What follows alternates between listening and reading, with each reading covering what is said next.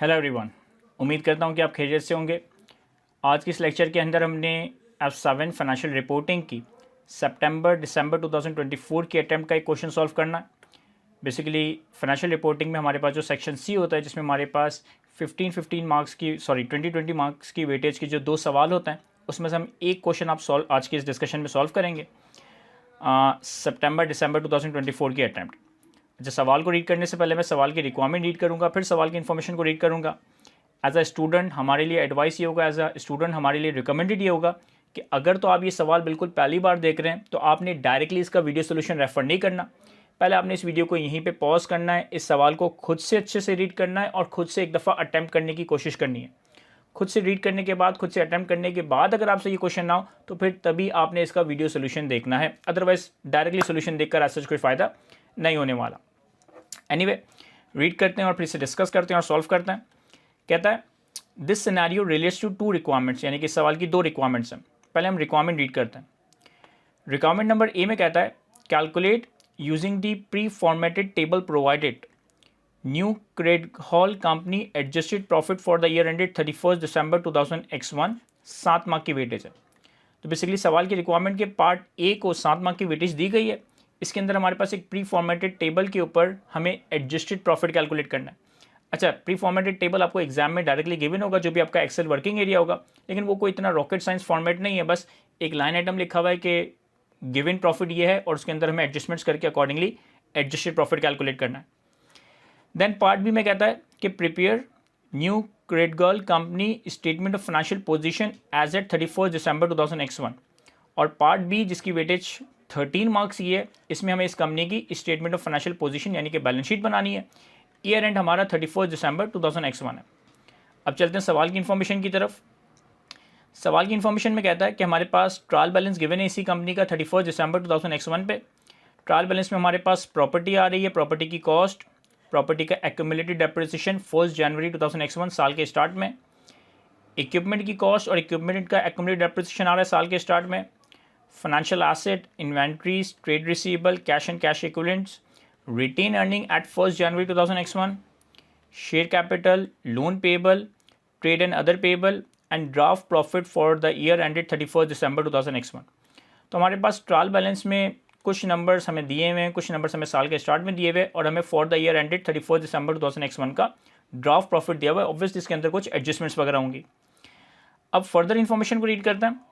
कहता है the following information is relevant on 1 जुलाई 2001। हमारा ईयर एंड है 31 दिसंबर 2001 और ये एडजस्टमेंट पर्टेन करती है 1 जुलाई 2001 यानी कि मिड ऑफ द ईयर से। On 1 July 2001 company received $5 million 8% loan which was accounted for correctly at that date. It is due for repayment on 31st December 2006 and the interest is payable annually in arrears.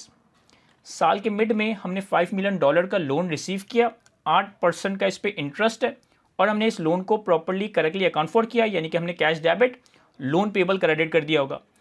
इसीलिए अगर आप trial balance में देखें तो आपको trial balance में loan payable 5 million नज़र आ रहा है। इस लोन की रीपेमेंट होगी 31 दिसंबर 2006 पे, यानी कि कोई 4-4.5 साल बाद।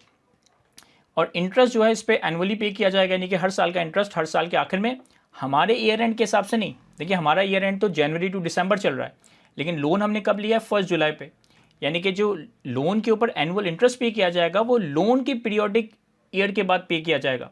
यानी पहले साल का इंटरेस्ट पे होगा 30 जून 2002 पे, दूसरे साल का इंटरेस्ट पे होगा 30 जून 2003 पे एंड सो ऑन। तो ऑब्वियसली अगर हमने 1 जुलाई पे लोन लिया है और हमारा ईयर एंड 31 दिसंबर 2001 है, तो साल के आखिर तक हमें 6 महीने का इंटरेस्ट एक्रू करना पड़ेगा, 6 महीने का हमें इंटरेस्ट पेबल रिकॉर्ड करना पड़ेगा। फिर आगे कहता है the $5 million loan was used to fully fund the construction of a new building. The construction cost has been correctly capitalized, but no other accounting entries in respect of property or loan have been made since that date. अच्छा जी, यहाँ पे कहता है कि जो $5 million का आपने loan लिया ना, वो एक बिल्डिंग की कंस्ट्रक्शन के लिए इस्तेमाल हुआ, एक बिल्डिंग की कंस्ट्रक्शन के लिए लिया गया था। यानी कि यहाँ पर हमसे IS 23 बोरिंग कॉस्ट के स्टैंडर्ड की टेस्टिंग हो रही है। हमें एक स्पेसिफिक बोरिंग दी गई है जिससे हमने एक बिल्डिंग कंस्ट्रक्ट की और ये क्वालिफाइंग एसेट के तौर पे हमने इसको कंस्ट्रक्ट किया। कहता है जो 5 मिलियन की आपने कंस्ट्रक्शन कॉस्ट इनकर की उसको भी सही तरीके से कैपिटलाइज किया है, लेकिन इसके अलावा प्रॉपर्टी और लोन की कोई फर्दर एडजस्टमेंट नहीं की। यानी कि हमने लोन भी रिकॉर्ड कर लिया, जो खर्चा हुआ उसको भी रिकॉर्ड कर लिया। इस लोन के ऊपर जो बोरिंग कॉस्ट की कैपिटलाइजेशन है या जो इंटरेस्ट पेबल वगैरह है वो रिकॉर्ड नहीं हुआ, वो हम रिकॉर्ड करेंगे। कहता है construction is due to be completed by 31 January 2000x2, और ये जो कंस्ट्रक्शन है वो 31 जनवरी 2000x2 पे यानी कि अगले साल के पहले महीने के एंड पे कंप्लीट हो जाएगी। तो हमारे पास पहली एडजस्टमेंट लोन पेबल से पर्टेन करती है, प्रॉपर्टी में बिल्डिंग से पर्टेन करती है, IAS 23 बोरिंग कॉस्ट के स्टैंडर्ड से पर्टेन करती है। ऑलराइट, पॉइंट नंबर 2 में कहता है ऑन 1 दिसंबर 2001, साल खत्म होने से एक महीना पहले, company placed an order for equipment at a cost of $3 million. This cost was included within equipment and trade payables. The equipment was received and paid for on 6 January 2002. कहता है साल खत्म होने से एक महीना पहले हमने एक इक्विपमेंट का ऑर्डर प्लेस किया $3 million का, और हमने इस $3 million की कॉस्ट इक्विपमेंट में भी कैपिटलाइज कर दी और अपने पास ट्रेड पेबल में भी रिकॉर्ड कर दिया। जबकि ये इक्विपमेंट रिसीव हुआ है 6 जनवरी 2002 पे, इस इक्विपमेंट की हमने पेमेंट की है 6 जनवरी 2002 पे। अब देखिए आम सिचुएशन के अंदर जब हमारे पास एक एसेट का रिस्क एंड रिवॉर्ड, जब एक एसेट की लीगल या ओनरशिप टाइटल हमारे पास आ जाएंगे, पोजीशन हमारे पास आ जाएगा, रिस्क एंड रिवॉर्ड हमारे पास आ जाएगा, तब हम उस एसेट को अपनी बुक्स में रिकॉर्ड करेंगे, अपने पास एक लायबिलिटी रिकॉर्ड करेंगे। तो 1 दिसंबर पे अगर हमने ऑर्डर प्लेस किया है तो हमें इस इक्विपमेंट को रिकॉर्ड नहीं करना चाहिए था। 1 दिसंबर पे हमने अगर सिर्फ ऑर्डर किया है तो हमें ट्रेड पेबल भी रिकॉर्ड नहीं करना चाहिए था। जब ये इक्विपमेंट एक्चुअली रिसीव हुआ, जब हमने इसकी पेमेंट कर दी, तब ये अमाउंट एसेट में और कैश आउटफ्लो के तौर पर रिकॉर्ड होना चाहिए था। तो हमने जो अमाउंट इक्विपमेंट के अंदर और ट्रेड पेबल में गलत रिकॉर्ड कर दिया, इसे हम अंडू कर देंगे, इसे हम रिवर्स कर देंगे। Then property includes land at a cost of 12 million. Company's depreciation policy is as follow. Property को हम स्ट्रेट लाइन 20 ईयर्स पे डेप्रिशिएट करते हैं, इक्विपमेंट्स को हम डिमिनिशिंग बैलेंस मेथड के तहत 25% पे डेप्रिशिएट करते हैं, और राइट टू यूज एसेट को हम स्ट्रेट लाइन मेथड IFRS 16 के तहत डेप्रिशिएट करते हैं। तो हमारे पास पॉइंट नंबर 1 में बिल्डिंग की एडजस्टमेंट थी, पॉइंट नंबर 2 में इक्विपमेंट का जिक्र था, ट्रायल बैलेंस में हमारे पास प्रॉपर्टी और इक्विपमेंट से पर्टेनिंग चीज़ें आ रही थी।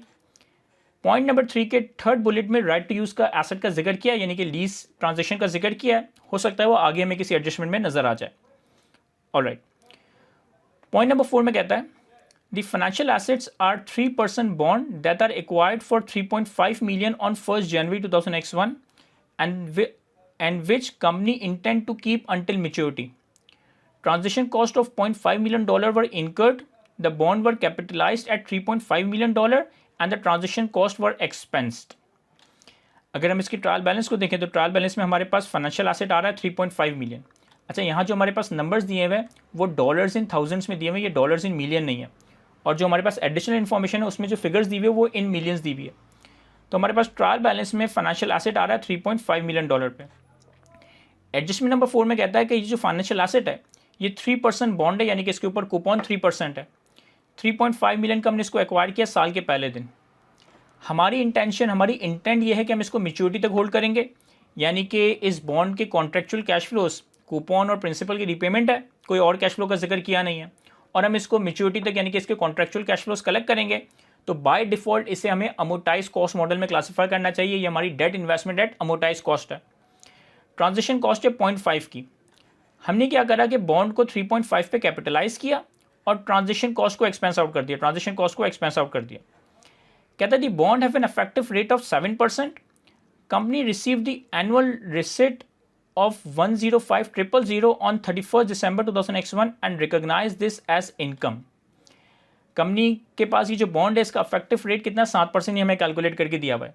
कह रहे हैं साल के आखिर में 31 दिसंबर 2001 पे जो हमें पहला कूपन रिसीव हुआ 105,000 का, $1,05,000 का, ये हमने इनकम के तौर पे रिकॉग्नाइज कर दिया है।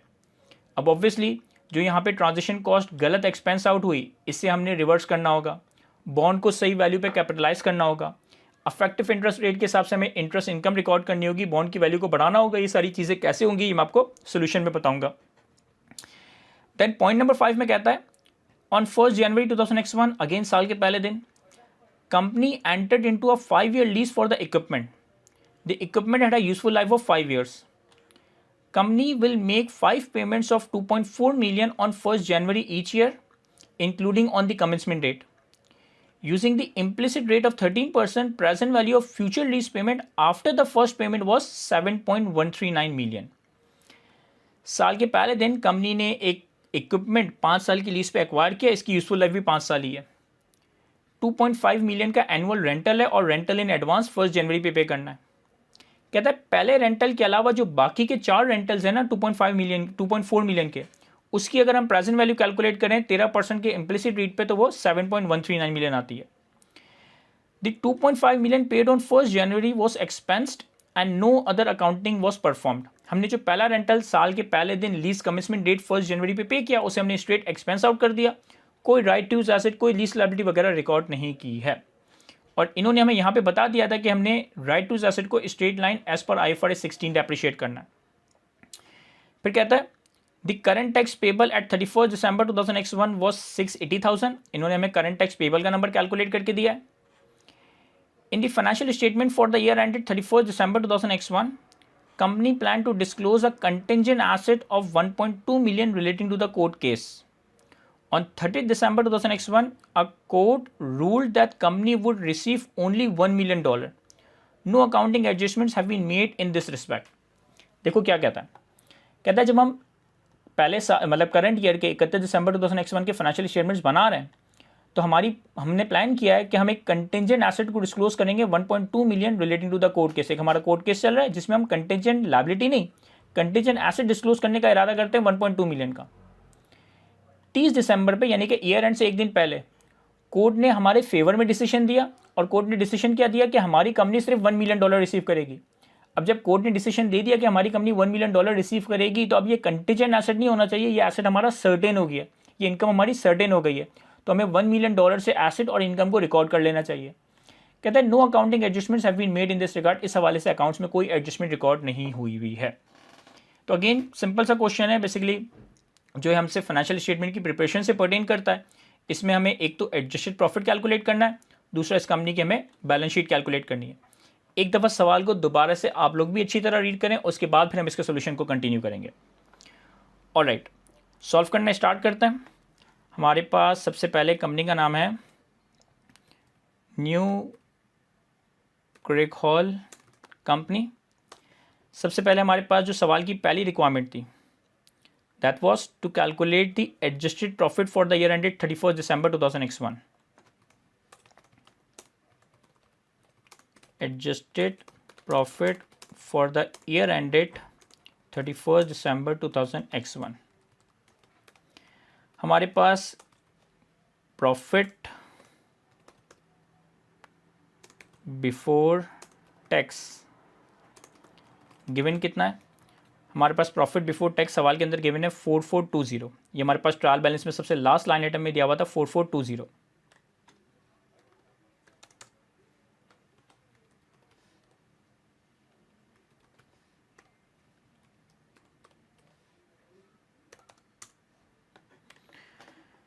अब वन बाय वन एडजस्टमेंट्स को देखते हैं और फिर अकॉर्डिंगली इसे प्रॉफिट के अंदर हम एडजस्ट करते जाएंगे। सबसे पहली एडजस्टमेंट में इन्होंने बताया कि हमने 5 मिलियन डॉलर का लोन लिया था 8% लोन पे, और हमने इस लोन को करेक्टली अकाउंट फॉर किया था। कुछ 4.5 साल के बाद 31 दिसंबर 2006 पे इस लोन को पे करना है। इंटरेस्ट हर साल के आखिर में पे होगा, यानी कि हर साल 30 जून पे होगा। 5 मिलियन डॉलर के लोन को हमने बिल्डिंग की कंस्ट्रक्शन पे खर्च किया, कंस्ट्रक्शन कॉस्ट को हमने करेक्टली कैपिटलाइज किया, और इसके अलावा कोई और एंट्री वगैरह रिकॉर्ड नहीं की। कंस्ट्रक्शन जो है वो हमारी 31 जनवरी 2001 पे कंप्लीट होगी। तो अब यहाँ देखें, working one, interest on 5 million loan.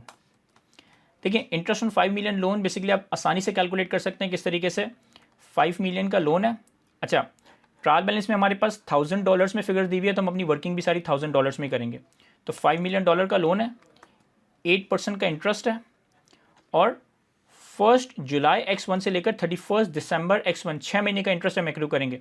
तो मल्टीप्लाई बाय 6/12, तो ये आ गया हमारे पास 200,000। ये आ गया हमारे पास 200,000 interest from 1 July X1 to 31 December 2001। ठीक है। अब चूंकि ये स्पेसिफिक बोरिंग है, क्वालिफाइंग एसेट के लिए ली गई थी, यहाँ पे कुछ सरप्लस इनकम, इन्वेस्टमेंट इनकम वगैरह की इन्होंने चीज़ें दी नहीं है। हम सिंपली क्या करेंगे कि जो भी हमारा $200,000 का इंटरेस्ट है, इसे हम इक्विपमेंट में कैपिटलाइज कर देंगे।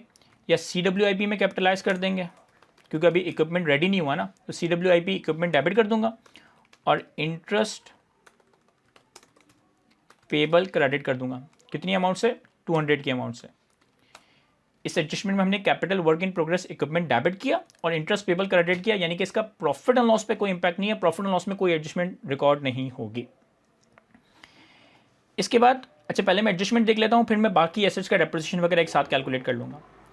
इसके बाद हमने 1 दिसंबर पे एक इक्विपमेंट का ऑर्डर प्लेस किया $3 मिलियन और इसे हमने इक्विपमेंट में रिकॉर्ड कर लिया, ट्रेड पेबल में रिकॉर्ड कर लिया। तो हमारे पास working two order for new equipment, चूंकि ये इक्विपमेंट हमने रिसीव किया है 6 जनवरी 2002 अगले साल, तो इस साल ये इक्विपमेंट भी रिकॉर्ड नहीं होना चाहिए था, इस साल ये ट्रेड पेबल भी रिकॉर्ड नहीं होना चाहिए था।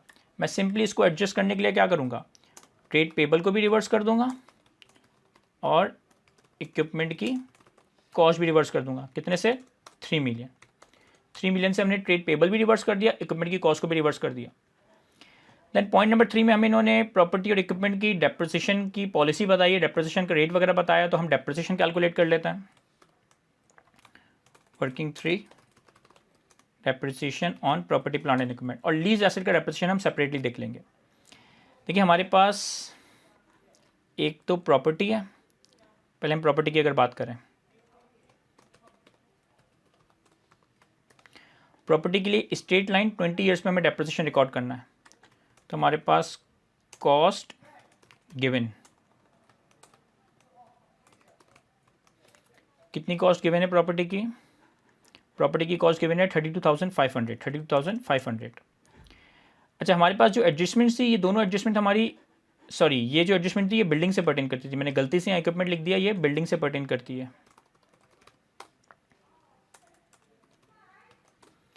अब ये बिल्डिंग की जो कॉस्ट इनकर हुई है, बिल्डिंग की कंस्ट्रक्शन पे जो कॉस्ट इनकर हुई है $5 मिलियन की, ये हमने कैपिटलाइज कर दी है, ये हमने कैपिटलाइज कर दी है, लेकिन अभी ये कंस्ट्रक्शन कंप्लीट नहीं हुई, अभी ये कंस्ट्रक्शन कंप्लीट नहीं हुई, तो हम क्या कर देंगे, less CWIP, less CWIP building, क्योंकि अभी कंस्ट्रक्शन रेडी नहीं हुई तो इसको तो हम डेप्रिशिएट नहीं कर सकते ना। तो 5 मिलियन में माइनस कर देता हूँ, जो अनकंस्ट्रक्टेड पार्शियली कंप्लीटेड बिल्डिंग है, जो हमने एडजस्टमेंट नंबर 1 में जिसको देखा था, तो ये हमारे पास रिमेनिंग कॉस्ट आ जाएगी।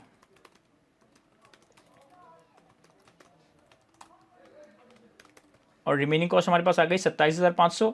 डेप्रिसिएशन हमें रिकॉर्ड करना है स्ट्रेट लाइन 20 ईयर्स पे, तो डेप्रिसिएशन आ जाएगा हमारे पास 2000x1 का simply 27,500 divided by 20, 27,500 divided by 20।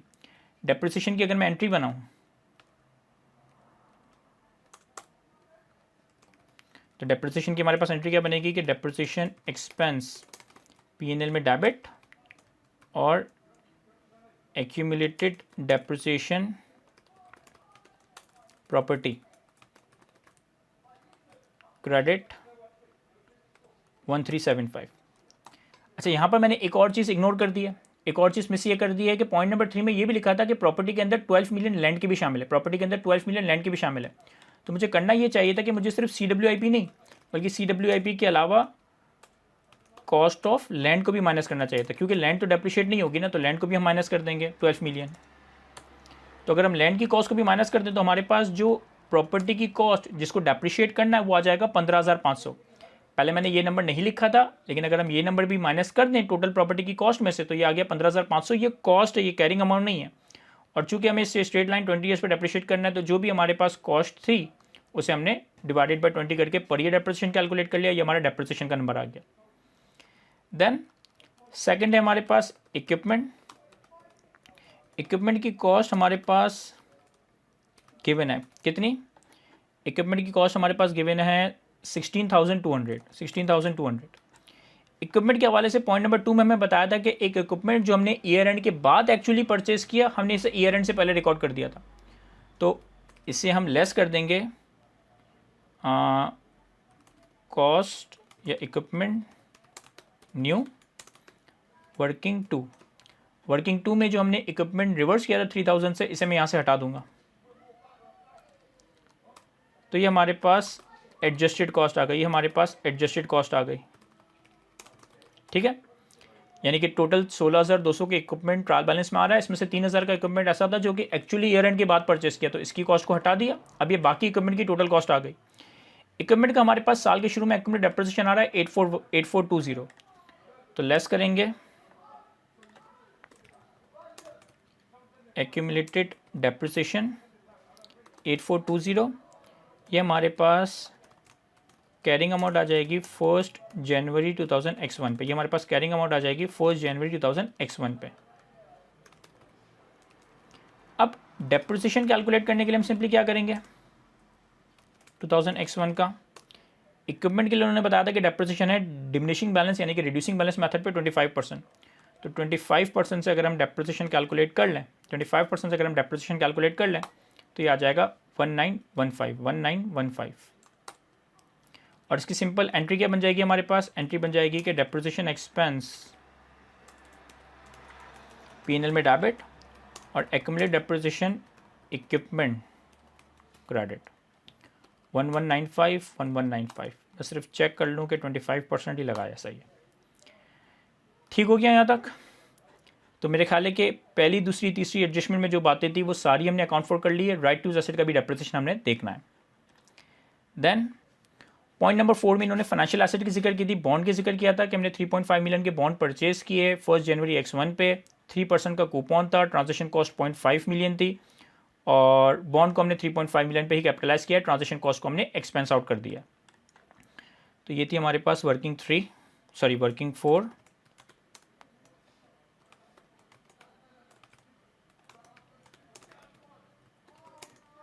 Financial asset, सबसे पहले मैं अगर बॉन्ड का एक अमोर्टाइजेशन स्केड्यूल बनाने की कोशिश करूं या पहले साल की अगर एटलीस्ट अमोर्टाइजेशन स्केड्यूल बनाऊं, तो हमारे पास year end opening amortise cost, interest at effective rate, coupon at coupon rate और हमारे पास क्लोजिंग अमोर्टाइज कॉस्ट।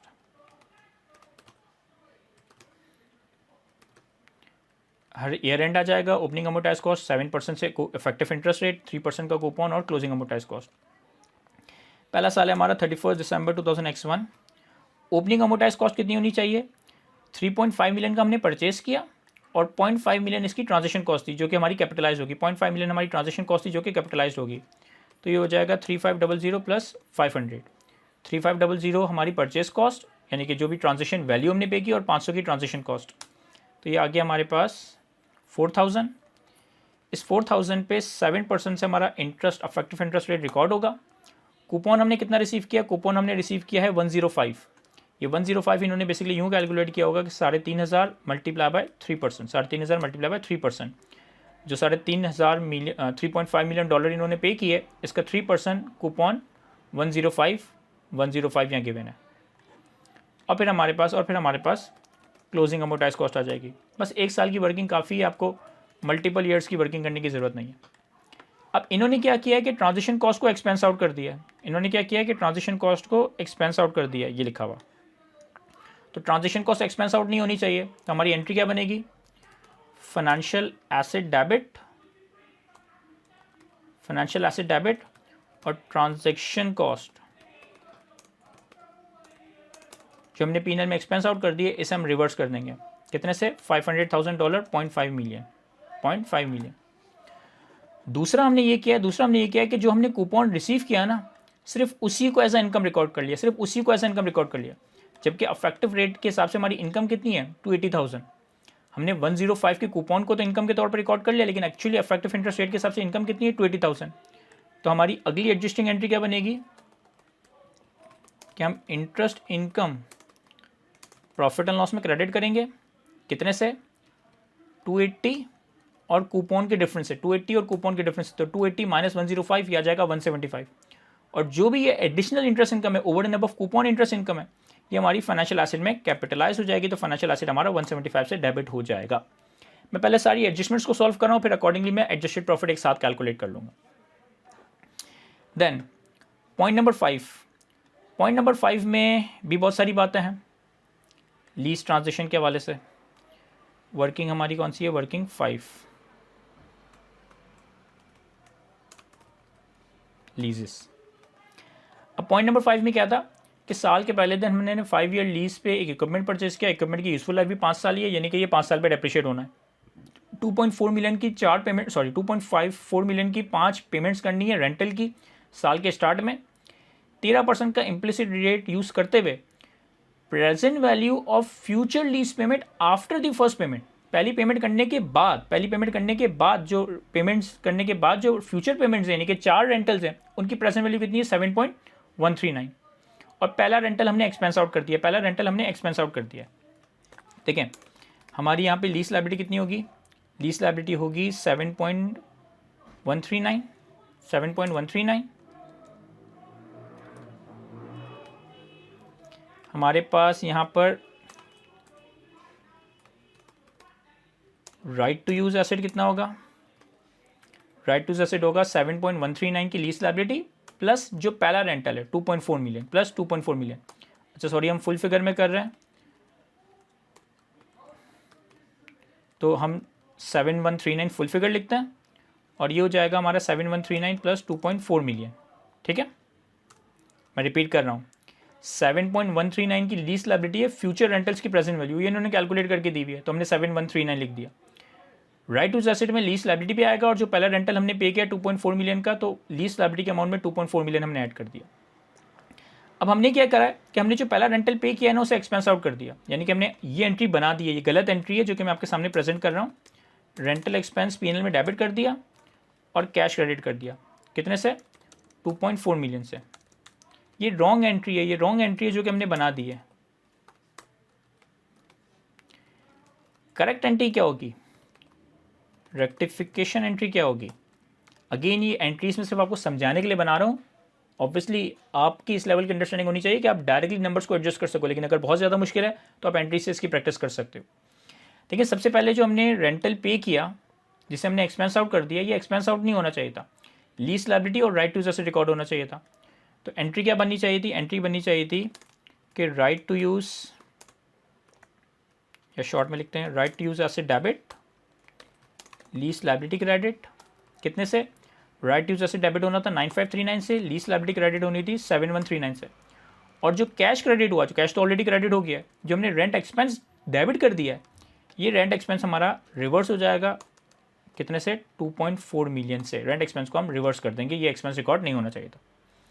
फिर ईयर एंड पे क्या होगा? ईयर एंड पे इस राइट टू यूज एसेट पे डेप्रिसिएशन रिकॉर्ड होगा, तो डेप्रिसिएशन डेबिट पीएनएल में और right to use asset credit कर दें या एक्यूमुलेट डेप्रिसिएशन क्रेडिट कर दें, इससे इतना कोई फ़र्क नहीं पड़ता। 9539 डिवाइडेड बाय 5, 9539 डिवाइडेड बाय 5, क्योंकि 5 साल की यूजफुल लाइफ भी थी, 5 साल की लीज टाइम भी थी।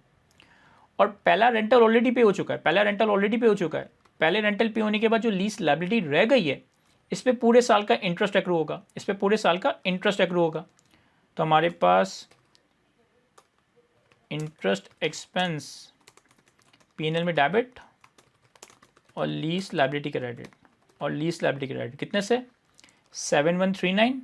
इम्प्लिसिट रेट कितना है? 13%, तो मल्टीप्लाई बाय 13%। तो 7139 लीज लायबिलिटी की ओपनिंग वैल्यू का 13% हमने डायरेक्टली लिया। कोई अमोर्टाइजेशन स्केड्यूल बनाना चाहे, अमोर्टाइजेशन स्केड्यूल भी बना सकता है। चले मैं आपकी आसानी के लिए बना देता हूँ। देखिए, ईयर एंड आएगा, ओपनिंग लीज लायबिलिटी आएगा, रेंटल्स आएगा, ओपनिंग लायबिलिटी आएगा after rentals, opening liability after rentals, फिर इंटरेस्ट आएगा, फिर क्लोजिंग लायबिलिटी आएगा। हमारे पहला साल है 31 December 2001। Opening liability before first rental हमारी कितनी होगी? 7139 प्लस 2400। अगर मैं पहला रेंटल भी पे नहीं कर रहा, पहले रेंटल से पहले की बात करूं तो कितनी होनी चाहिए? 7139 प्लस पहला रेंटल 2400। फिर इससे पहला रेंटल माइनस हो जाएगा, पहला रेंटल पे होने के बाद हमारी जो ओपनिंग लायबिलिटी आफ्टर रेंटल है वो कितनी होगी? 7139, और यही हमने यहाँ रिकॉर्ड किया था। अब इस पर इंटरेस्ट कैलकुलेट होगा 13% से, तो ये आएगा 928 जो हमने इंटरेस्ट रिकॉर्ड किया, और इन दोनों का टोटल हमारी क्लोजिंग लायबिलिटी आ जाएगा। अच्छा, अगले साल क्या होगा? 31 दिसंबर। अगेन अभी फ़िलहाल रेलिवेंट नहीं है, लेकिन इसलिए वर्किंग कर रहा हूँ क्योंकि हमें करंट नॉन करंट की बाइफिकेशन में ये काम आएगा। तो अगले साल की ओपनिंग लायबिलिटी आ गई 8067, अगेन 2400 का रेंटल माइनस होगा, ओपनिंग लायबिलिटी आफ्टर रेंटल आ जाएगा 567, इसके ऊपर 13% का इंटरेस्ट और क्लोजिंग लायबिलिटी दूसरे साल के आखिर में। अगेन ये सिर्फ करंट नॉन करंट की बाइफिकेशन के लिए रेलिवेंट है, आपको बैलेंस शीट में नजर आएगा। तो ये हमारी एडजस्टमेंट नंबर 5 भी कंप्लीट हो गई। एडजस्टमेंट नंबर 6 में इन्होंने हमें टैक्स पेबल का नंबर दिया है। अच्छा, एक चीज़ यहाँ पे इन्होंने हमें टैक्स रेट वगैरह तो नहीं दी, तो हम टैक्स की कोई एडजस्टमेंट तो नहीं कर सकते। ये हमारे पास ट्रायल बैलेंस में प्रॉफिट बिफोर टैक्स था और हमसे मांगा क्या है, adjusted profit for the year ended, adjusted profit for the year ended. तो प्रॉफिट बिफोर टैक्स को भी मैं एडजस्ट करूँगा, उससे हम टैक्स माइनस करेंगे तो हमारे पास एडजस्टेड प्रॉफिट आ जाएगा। इसको सिर्फ मैं लिख लेता हूँ, working 6 tax. Current tax payable की एंट्री क्या बनेगी, करंट टैक्स पेबल की एंट्री बनेगी करंट टैक्स एक्सपेंस पीएनएल में डेबिट, प्रोविजन फॉर टैक्स या टैक्स पेबल डेबिट क्रेडिट कर दें। करंट टैक्स पेबल ही लिखा है इन्होंने तो ये लिख देते हैं। कितने से 680,000, 680,000 से current tax expense debit, current tax payable credit हो जाएगा। और पॉइंट नंबर 7 में कहा था कि हमारे पास एक कंटीजेंट एसेट हमें 1.2 मिलियन का डिक्लेयर करना है, लेकिन चूंकि ईयर एंड से पहले कोर्ट का फैसला आ चुका है तो अब ये सर्टेन हो चुका है, तो ये हमारे पास एक sort of a court case, एक हमारे पास सॉर्ट ऑफ अदर इनकम है, कितने की 1 मिलियन की। जितना कोर्ट ने हमारे फेवर में डिसाइड किया उतने की हम इनकम रिकॉर्ड कर देंगे। तो हमारे पास अभी ये पैसे रिसीव हुए नहीं है, तो रिसीवेबल डेबिट हो जाएगा, अदर रिसीवेबल डेबिट कर देंगे और अदर इनकम पीएनएल में क्रेडिट कर देंगे। कितनी 1 मिलियन। ये हमने पॉइंट नंबर 1 से लेकर 7 तक जितनी एडजस्टमेंट्स थी उनको अकाउंट फॉर कर लिया। पॉइंट नंबर 1 से लेकर 7 तक जितनी एडजस्टमेंट्स थी उनको अकाउंट फॉर कर लिया है। अब हमारे पास प्रॉफिट बिफोर टैक्स गिवन था जिसमें अभी एडजस्टमेंट्स अकाउंट फॉर नहीं हुई। 1 बाय 1 इन एडजस्टमेंट्स को अकाउंट फॉर करते हैं। देखिए, सबसे पहले हमारे पास इंटरेस्ट की एडजस्टमेंट थी। इस इंटरेस्ट की एडजस्टमेंट में पीएनएल में कुछ रिकॉर्ड नहीं हो रहा था, बैलेंस शीट में रिकॉर्ड हो रहा था, पीएनएल में कुछ रिकॉर्ड नहीं हो रहा था। दूसरी एडजस्टमेंट में हमारे पास अगेन बैलेंस शीट में रिकॉर्ड हो रहा है, पीएनएल में कुछ भी एडजस्ट नहीं हो रहा। दोनों इंपैक्ट बैलेंस शीट में जा रहे हैं, पीएनएल में कुछ भी नहीं। तीसरी एडजस्टमेंट में हमें एक ये डेप्रिसिएशन रिकॉर्ड करना है और एक ये डेप्रिसिएशन रिकॉर्ड करना है।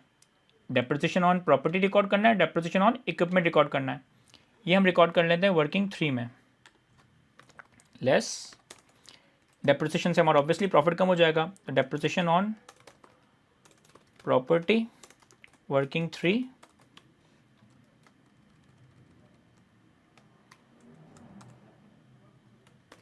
और less depreciation on equipment working 3। Link कर देता हूँ डेप्रिसिएशंस को। प्रॉपर्टी पे डेप्रिसिएशन था हमारा 775 माइनस में, क्योंकि प्रॉफिट को कम करेगा डेप्रिसिएशन, और इक्विपमेंट पे डेप्रिसिएशन था हमारा 1195 अगेन माइनस में, क्योंकि कम करेगा डेप्रिसिएशन। देन वर्किंग 4 में हमने ट्रांजिशन कॉस्ट को रिवर्स किया जिससे प्रॉफिट बढ़ेगा, और इंटरेस्ट इनकम को रिकॉर्ड करना है जिससे प्रॉफिट कम होगा, सॉरी प्रॉफिट बढ़ेगा। ट्रांजिशन कॉस्ट का रिवर्सल होगा, ट्रांजिशन कॉस्ट का जो एक्सपेंस रिकॉर्ड किया है, और इंटरेस्ट इनकम रिकॉर्ड करना है वर्किंग 4। तो at reversal of transaction cost working 4 at interest income on financial asset working 4। इन दोनों को हम ऐड करेंगे क्योंकि दोनों से प्रॉफिट बढ़ना है। ट्रांजैक्शन कॉस्ट के रिवर्सल से भी प्रॉफिट बढ़ेगा 500, और फाइनेंशियल एसेट के ऊपर जो इंटरेस्ट इनकम है, जो कि कूपन तो रिकॉर्ड हुआ था, कूपन के ओवर एंड अबव जो इफेक्टिव इंटरेस्ट रेट से इनकम है वो रिकॉर्ड नहीं हुई थी, इसी भी हम ऐड कर देंगे। देन वर्किंग 5 में हमने क्या करना है, एक तो रेंटल एक्सपेंस को रिवर्स करना है, डेप्रिसिएशन एक्सपेंस को रिकॉर्ड करना है, इंटरेस्ट एक्सपेंस को रिकॉर्ड करना है। तो हमारे पास ऐड हो जाएगा रिवर्सल ऑफ रेंटल एक्सपेंस जो कि गलत रिकॉर्ड हुआ है वर्किंग 5, लेस हो जाएगा depreciation on right to use asset working 5, और लेस हो जाएगा interest on lease liability working 5। सबसे पहले रेंटल एक्सपेंस के रिवर्सल को हम ऐड करेंगे, प्रॉफिट हमारा बढ़ जाएगा 2.4 million. Then depreciation on right to use asset से प्रॉफिट कम होगा तो इसे माइनस करेंगे 1907, और इंटरेस्ट ऑन लीज लायबिलिटी भी माइनस करेंगे, दैट इज 928000। ये हमारी वर्किंग 5 हो गई। वर्किंग 6 में हमने करंट टैक्स रिकॉर्ड किया था, करंट टैक्स में रिकॉर्ड किया था, इसे profit before tax adjusted calculate करने के बाद माइनस कर देंगे। और वर्किंग 7 में हमारे पास कोर्ट केस से अदर इनकम आ रही थी, तो इसे भी ऐड कर देंगे। वर्किंग 7 इसे हम ऐड कर देंगे, कितना था 1 मिलियन। तो प्रॉफिट बिफोर टैक्स जो कि सवाल में गिवन था उसमें ये सारी एडजस्टमेंट्स करने के बाद ये आ जाएगा हमारे पास adjusted profit before tax for the year ended 31 December 2000x1। ठीक है, इससे हम लेस कर देंगे करंट टैक्स एक्सपेंस जो कि हमने वर्किंग 6 में प्लॉट किया है, माइनस होगा, कितना था वो 680,000। तो ये हमारे पास एडजस्टेड प्रॉफिट आफ्टर टैक्स आ जाएगा, ये हमारे पास एडजस्टेड प्रॉफिट आफ्टर टैक्स आ जाएगा for the year ended 31 December 2000x1। Again अगर आप पार्ट 1 देखें तो पार्ट 1 की वेटेज सिर्फ 7 मार्क की है, लेकिन इस पर कंसिडरेबली ज़्यादा टाइम लगा है।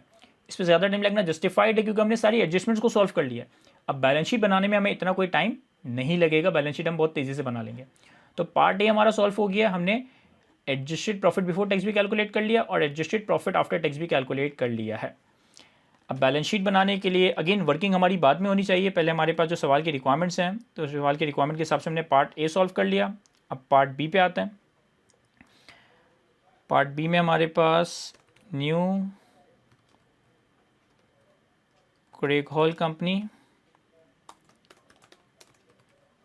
Statement of financial position for the year ended 31 December 2000x1। ठीक है, जो भी हम नंबर्स कैलकुलेट करेंगे वो डॉलर्स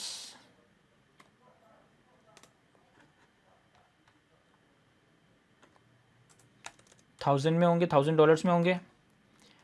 अब बैलेंस शीट प्रिपेयर करते हैं। बैलेंस शीट में हमारे पास एसेट्स में हमारे पास नॉन करंट एसेट्स में हमारे पास एक तो प्रॉपर्टी आ जाएगा। अच्छा, कॉस्ट और एक्यूमुलेटेड डेप्रिसिएशन को सेपरेटली शो करें या डायरेक्ट नेट कर दें, आपकी मर्जी है।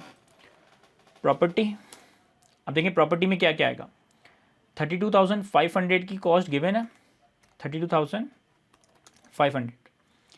9,200 का एक्यूमुलेटेड डेप्रिसिएशन है, माइनस 9,200। ये जो सवाल में गिवन है पहले मैंने कॉस्ट और एक्यूमुलेटेड डेप्रिसिएशन को माइनस किया। हम अपनी एडजस्टमेंट्स देखें तो एडजस्टमेंट्स में हमारे पास जो लोन के ऊपर इंटरेस्ट कैपिटलाइज हुआ ये हमारा प्रॉपर्टी की कॉस्ट में कैपिटलाइज होगा, या आप चाहें तो CWIP को अलग भी दिखा सकते हैं। मैं CWIP को नोट्स में हम दिखा रहे होंगे, यहाँ पे हम टोटल प्रॉपर्टी दिखाएंगे तो प्लस 200 वर्किंग 1। और क्या चीज़ है, ये इक्विपमेंट की एडजस्टमेंट थी, इक्विपमेंट में देखेंगे। प्रॉपर्टी का डेप्रिसिएशन कितना था, प्रॉपर्टी का डेप्रिसिएशन फॉर द ईयर था 775, तो प्रॉपर्टी का डेप्रिसिएशन 775। लैंड की कॉस्ट को माइनस करने की जरूरत नहीं है नोट में क्योंकि वो लैंड नोट में ही नजर आएगी, तो 775 का डेप्रिसिएशन माइनस कर देंगे, तो minus 775 working 3।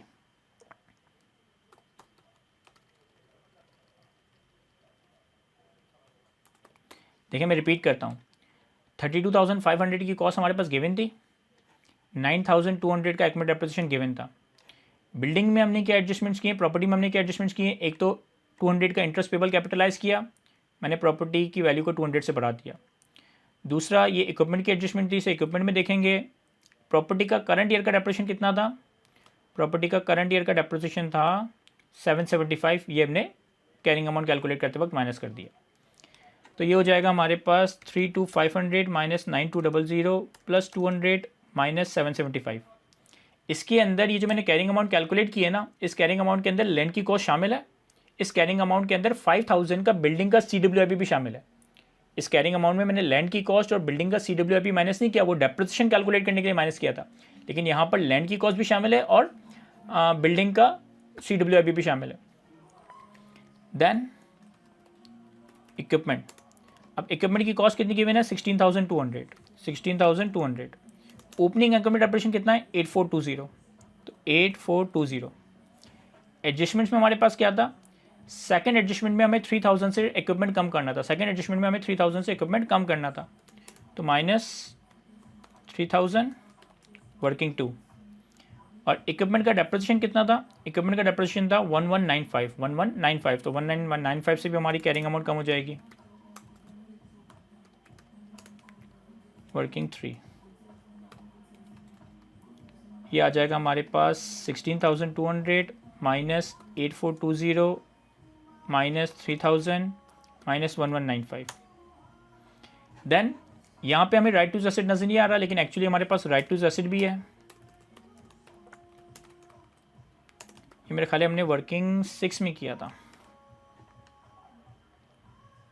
Yes. Right to asset है 9539, राइट टू एसेट है 9539 और इस पर डेप्रिसिएशन रिकॉर्ड हुआ है 1908। तो ये आ जाएगा, अगर आप फार्मूला बार में देखें, फार्मूला बार में देखें मैं क्या लिख रहा हूँ, राइट टू एसेट लिखेंगे 9539 माइनस 1907.8 मैंने राइट टू एसेट की कॉस्ट में से राइट टू एसेट का डेप्रिसिएशन माइनस कर दिया, तो ये आ जाएगा 9539 minus 1907.8, 7631। Then financial asset, financial asset देखिए गिवन कितना है 3500। इसमें हम प्लस कर देंगे ट्रांजेक्शन कॉस्ट के 500 थे, ट्रांजेक्शन कॉस्ट के 500 थे, फॉर्मूला बार में देखें प्लस 500। और इंटरेस्ट इनकम के नाम पे कितना फाइनेंशियल एसेट मजीद कैपिटलाइज हुआ 175, अगेन फॉर्मूला बार में देखें 175। तो 3500 सवाल में गिवन था, 500 की ट्रांजेक्शन कॉस्ट कैपिटलाइज की और 175 का interest on effective rate capitalise किया, तो ये आ गया 3500 प्लस 500 प्लस 175। देन हमारे पास इन्वेंट्रीज ट्रेड रिसीवेबल वगैरह है, तो मेरे ख्याल है नॉन करंट एसेट तो यहाँ तक कंप्लीट हो गए, ठीक है। इसके बाद करंट एसेट्स, करंट एसेट्स में हमारे पास इन्वेंट्रीज आ रहा है, इन्वेंट्रीज में हमारे पास कोई एडजस्टमेंट नहीं थी, एज इट इज आ जाएगा 4640। देन हमारे पास ट्रेड रिसीवेबल, इसमें भी कोई एडजस्टमेंट नहीं थी, कितना 2810। एक हमारे पास अदर रिसीवेबल था कोर्ट केस की इनकम का, वर्किंग 7। आप ट्रेड एंड अदर रिसीवेबल कर दें या अलग से अदर रिसीवेबल कर दें, बात एक ही है, मतलब आपकी मर्ज़ी है। वो कितना था 1 मिलियन। और हमारे पास था कैश एंड कैश इक्विवेलेंट, इसमें तो कोई एडजस्टमेंट हमने रिकॉर्ड नहीं की थी। कितना है कैश एंड, अच्छा cash and cash equivalent credit side पे आ रहा है यानी कि नेगेटिव है, cash and cash equivalent credit side पे आ रहा है यानी कि नेगेटिव है, तो ये हमारे पास करंट एसेट्स आ गए। नॉन करंट एसेट्स और करंट एसेट्स आ गए, तो यहाँ पर हम टोटल एसेट्स लिख सकते हैं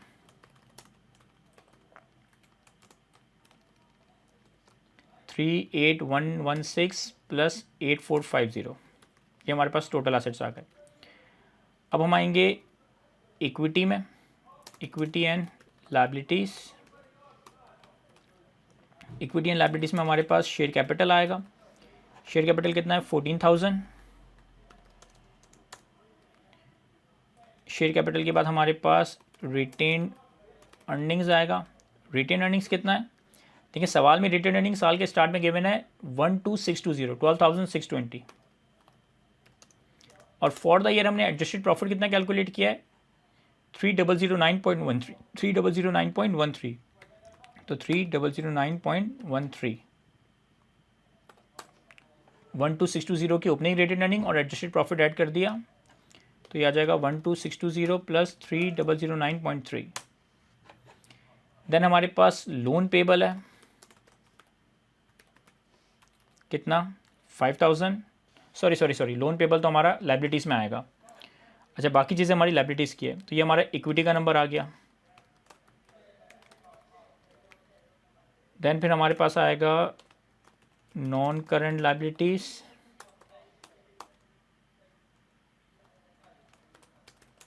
और करंट लाइबिलिटीज़।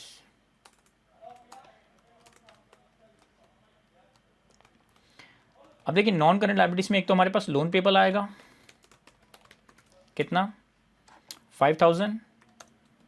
इस लोन पेबल पे जो हमने इंटरेस्ट एक्रूवल रिकॉर्ड किया था, ये हमें 6 महीने बाद ही पे करना है। लोन हमने साल के मिड में लिया था और 6 महीने बाद 30 जून X2 पे इंटरेस्ट पे करना है, तो जो इंटरेस्ट पेबल है वो करंट लाइबिलिटीज़ में आएगा।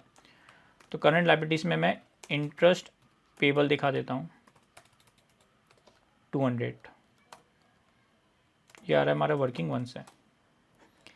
देन हमारे पास और क्या चीज़ थी, और एक हमारे पास लीज पेबल था, लीज लाइबिलिटी। तो लीज लाइबिलिटी हमारे पास करंट में भी आएगी, नॉन करंट में भी आएगी।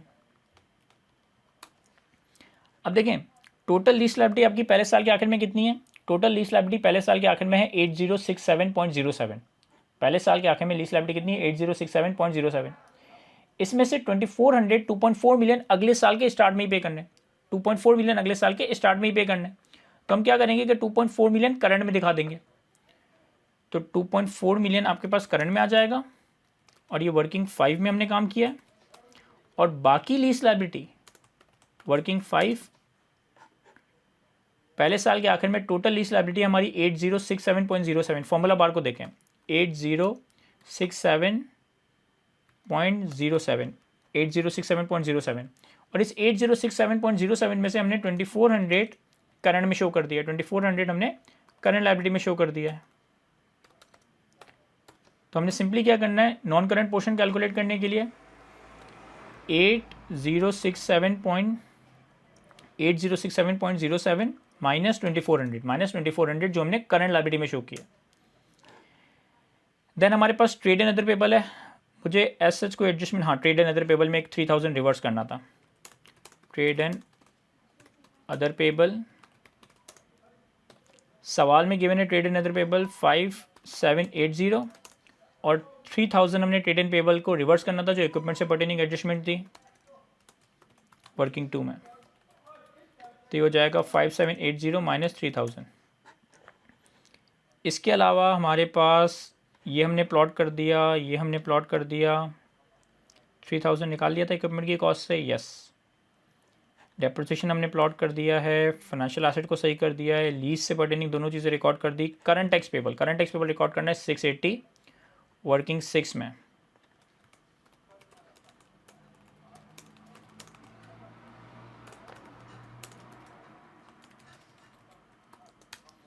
और करंट टैक्स पेबल के बाद जो हमारे पास एक कोर्ट केस की अदर रिसीवल थी, अदर इनकम था, इसे हमने अदर रिसीवल को यहाँ रिकॉर्ड कर दिया था। अब अगर हमने सब कुछ सही किया है तो हमारी बैलेंस शीट रिकंसाइल करनी चाहिए। तो नॉन करंट लायबिलिटी का टोटल ले लिया, करंट लायबिलिटी का टोटल ले लिया, और यहाँ पे हमारे पास आ जाएगा, पहले हम शो कर देते हैं टोटल लायबिलिटीज़ और फिर इक्विटी एंड लायबिलिटीज़।